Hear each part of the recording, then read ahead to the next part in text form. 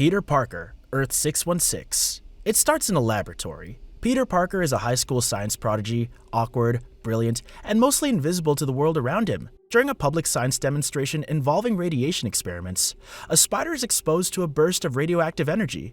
That spider bites Peter, and in that moment, everything changes. The radiation alters his DNA. He gains proportional strength of a spider, enhanced agility, superhuman reflexes, wall-crawling ability, a precognitive danger sense. Originally, Peter didn't have organic webbing. He invented his web shooters, using his scientific genius to create synthetic web fluid. The power came from the spider. The responsibility came later. The death of Uncle Ben, caused by a criminal Peter once refused to stop, is what truly unlocked Spider-Man.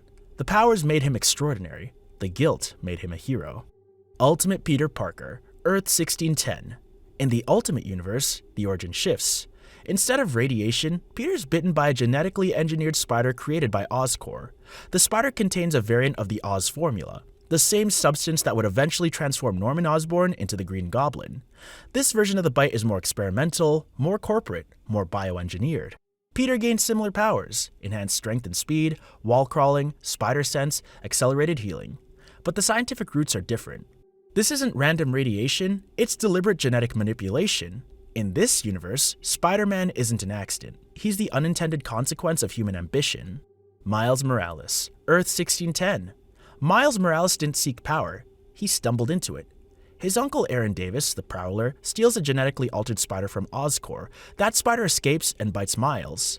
Unlike Peter, Miles' mutation manifests differently. He gains camouflage, invisibility, bioelectric venom blasts, enhanced spider sense, strength and agility similar to Peter. Miles unlocks his power gradually. They activate under stress. Fear triggers them. But what truly unlocks Spider-Man and Miles is witnessing Peter's death. Peter sacrifices himself protecting the city. Miles realized that anyone can wear the mask. The bite gave him powers. Peter's death gave him purpose. Spider-Gwen, Earth 65. On Earth 65, the spider bites Gwen Stacy instead of Peter Parker. Gwen unlocks her powers the same way Peter did, through a radioactive spider bite during a science experiment. But here's the difference. Peter becomes the lizard in this universe. He dies trying to become special. Gwen survives, and she carries that guilt. Her powers mirror Peter's classic abilities: enhanced strength, agility, spider sense, and wall crawling. Her web shooters are still inventions, but emotionally, her transformation is shaped by loss, not Uncle Ben's death, but Peter's.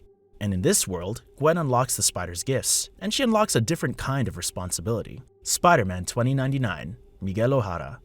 Miguel O'Hara is not bitten. He works at Alchemax in the year 2099, attempting to recreate the original Spider-Man's powers through genetic research. When Miguel tries to quit the company, his superior sabotages him by splicing his DNA with addictive substances to force dependency. Miguel uses a gene resequencer to purge the toxins. His colleague tampers with it. Instead of removing DNA, it rewrites it. Miguel's DNA is then spliced with spider genetics at a 50% level. He unlocks enhanced strength, talons instead of wall-crawling adhesion, organic webbing from his forearms, fangs with paralytic venom, heightened vision. Miguel didn't choose the spider. The spider was fused into him. His powers aren't mystical or radioactive. They're genetic engineering gone wrong. Ben Reilly, the Scarlet Spider. Ben Reilly is a clone of Peter Parker, created by the Jackal. His powers are identical because his DNA is identical. But what's fascinating is psychological unlocking. Ben awakens already with powers, but he must unlock identity. He struggles with being real. He questions whether responsibility belongs to him. His powers didn't come from a bite. They came from replication. But heroism? That had to be earned. Kane Parker. Kane is another clone of Peter, but imperfect. His powers are stronger in some areas. He has enhanced strength beyond Peter's, the mark of Kane, a corrosive touch, precognitive visions. Kane's unlocking is unstable. His powers are tied to genetic degradation. He's the spider through corruption. And yet he becomes Scarlet Spider eventually. Even flawed DNA can produce a hero. Spider-Man Noir. In Spider-Man Noir's universe, the origin is mystical. Peter Parker is bitten by a spider that emerges from a statue of a spider god. This isn't radiation. This isn't science. It's myth. The spider channels something ancient. Noir's powers are less flashy.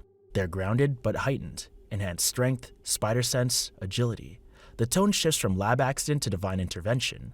In this world, Spider-Man is a symbol pulled from shadow and ritual. Spider-Ham, Peter Porker. Peter Porker begins as a spider bitten by a radioactive pig named May Porker. Yeah, you heard that right. Instead of a human bitten by a spider, it's a spider turned pig. His powers follow cartoon logic: super strength, wall crawling, reality-defying physics. Spider-Ham unlocks his ability through parody, but even in absurdity, the spider motif remains. Penny Parker. Penny doesn't gain powers directly. Instead, she bonds with a radioactive spider that shares a psychic link. She pilots the SPDR suit, powered by that bond. Her unlocking isn't biological mutation, it's synchronization. Without emotional harmony between Penny and the spider, the mech doesn't function. Her spider powers are technological and emotional at once. Silk, Cindy Moon. Cindy Moon was bitten by the same radioactive spider that bit Peter. Her powers are similar, but heightened in some ways: stronger spider sense, organic webbing, enhanced speed. But she unlocks her abilities differently. She's locked away for years to protect her interdimensional predators drawn to spider totems. When she emerges, she must rediscover herself. Her power was always there. Her freedom unlocked it. Spider-Woman, Jessica Drew. Jessica Drew isn't bitten at all. She's genetically altered in utero. Her father injects her with spider serum to cure radiation poisoning. Later experiments enhanced her further. Her powers include bioelectric venom blasts, enhanced strength, gliding, immunity to toxins. Her spider identity is scientific and experimental. She doesn't wear the Spider-Man mantle, but she unlocks spider abilities through manipulation of life itself. Spider-Man, MCU Peter Parker. In the Marvel Cinematic Universe, Peter Parker is bitten by a spider before the events of Captain America: Civil War. However, the origin of the spider is never explicitly shown or confirmed on screen. What's known is that the bite grants him the familiar abilities associated with Spider-Man: strength, agility, spider sense, what he later calls the Peter Tingle. In this version of the story, Tony Stark becomes Peter's mentor. The bite unlocks his powers, but mentorship shapes his heroism.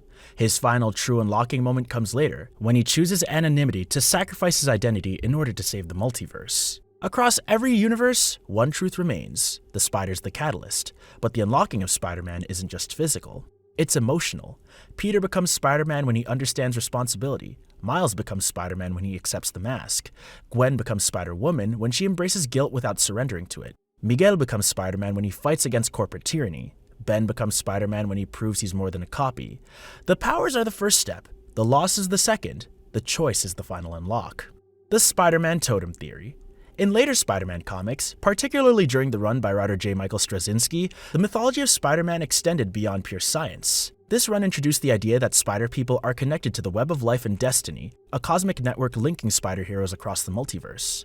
Under this concept, Spider-Man isn't just a random accident of radiation or genetics. He's also a totem, a chosen champion tied to ancient forces. Importantly, this mystical interpretation doesn't replace the original science-based origin. Instead, it adds another layer to the mythology, suggesting that the spider bite may carry both scientific and cosmic significance.